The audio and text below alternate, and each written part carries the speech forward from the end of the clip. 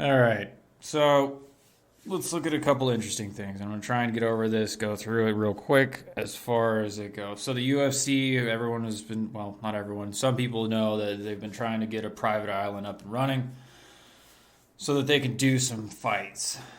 And I'm talking like full blown, where they move the guys there for any set amount of time and run these fights for the major events and ESPN and Disney and everything. Disney is the one that is holding this up, that is causing this issues, because Disney obviously is a major entity. They're probably the largest company, maybe almost in the world when it comes to entertainment. And they said that they don't want him to do it yet. Now, what that means, I don't know. If that means that they're going to hold on him because he maybe has some contract or whatever, because ESPN's a part of Disney and they got some joint deal, I don't know. I don't know how it's going to work out. But I do know that if people continue to postpone things and push things off because of something like this, it's going to only make it worse, especially because the American public, the United States public, is starting to see the actual results over time of what this virus is doing. There's been a ton of reports going out about the hospitals and places where they were anticipating these massive quantities of people that were sick and yada yada that are completely empty.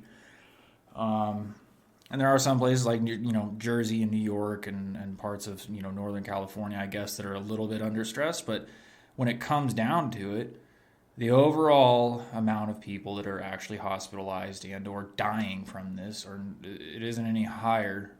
I mean, they did have a high percentage week this week because those are the people that have been over the 2 week span, higher risk guys, whatever it may be.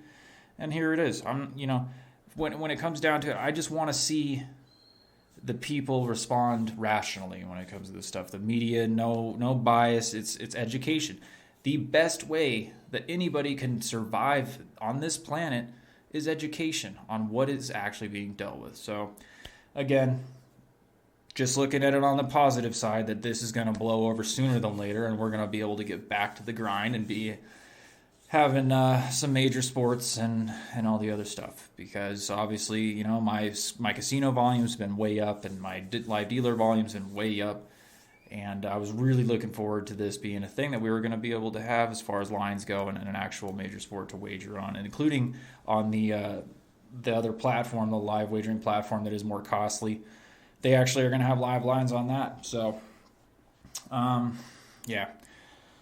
Moving on to something that's coming up for some of the other people that didn't maybe manage their bankrolls or their books or whatever it may be. I don't know.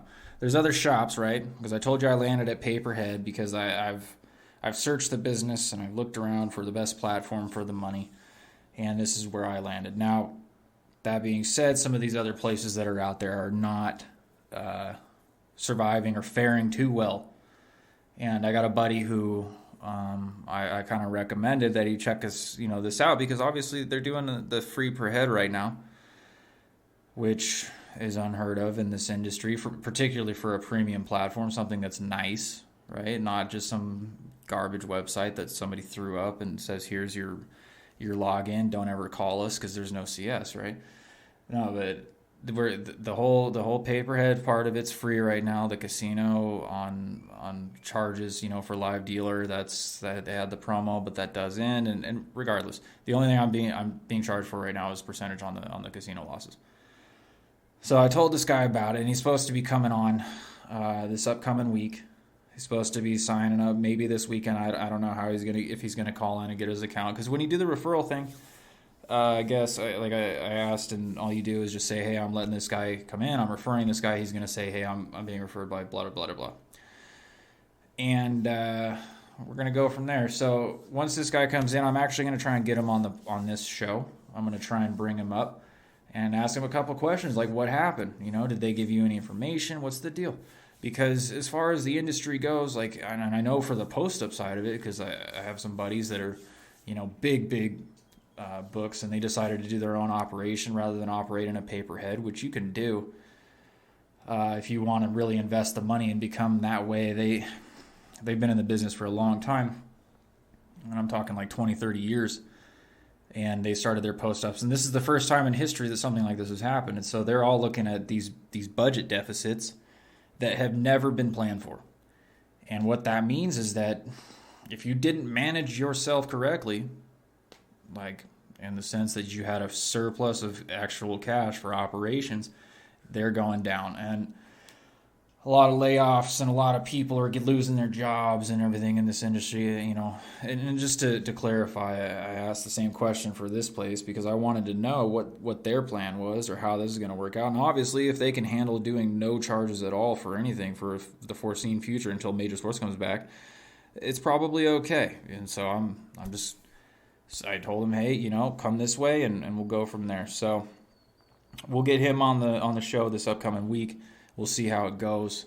Hopefully he's not as you know, shy as he may be in person. But hey, you know, not everybody's a talk show host. Not everybody can roll with that. But I am looking forward to it. So for next week, tune in and we'll go from there. Also, though, I guess that there's a couple of things going on in the Australian leagues and whatever else. If that does come up, we'll obviously cover that and we'll talk about it. So you guys stay safe, wash your hands, and you know, if you have any loved ones or anybody that's struggling with this, I'm talking the elderly people, not the young people that are talking about quarantine problems and whatever else.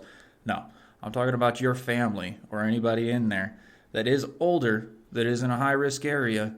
Reach out to them and just say, hey, hope you guys are doing okay. If you need anything or whatever, obviously you can't go visit them because then you'll break quarantine policy. But just stay close. And, you know, happy Easter. All right. So